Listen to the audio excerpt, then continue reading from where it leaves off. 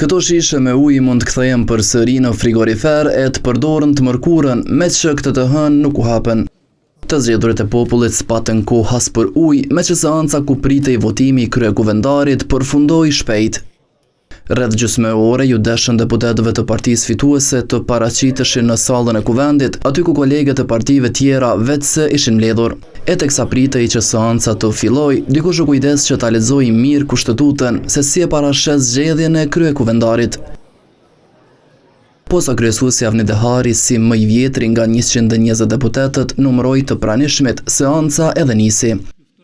Fillimisht deputetëve ju kërkua të ngriheshin në këmbë për të mbajtur 1 minutë heshtje për vdekjen e Papa Franceskut. U preft në paqe shpirti i tij.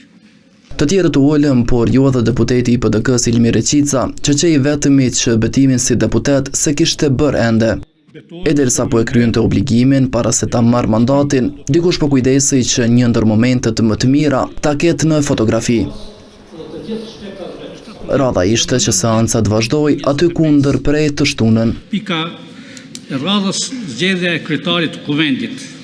Por partia fituese s'kishte emër tjetër për të propozuar post Albulena Haxhiut, andaj nisur nga disponimi i partive tjera, as nuk e propozuan formalisht. Mendoj që kjo situatë politike nuk mund zgjidhet vetëm me një marrëveshje politike. Ashtu siç votuan në kryetarët e kuvendit, atë koncept duhet ta kishte edhe kryetari i kuvendit. Zoti kryesues, kërkojmë një kohë shtesë që të mos përsëritet situata e njëjtë të cilën e patëm 3 herë. Kësaj kryesuesi mbylli seancën për të vazhduar të mërkurën në orën 10.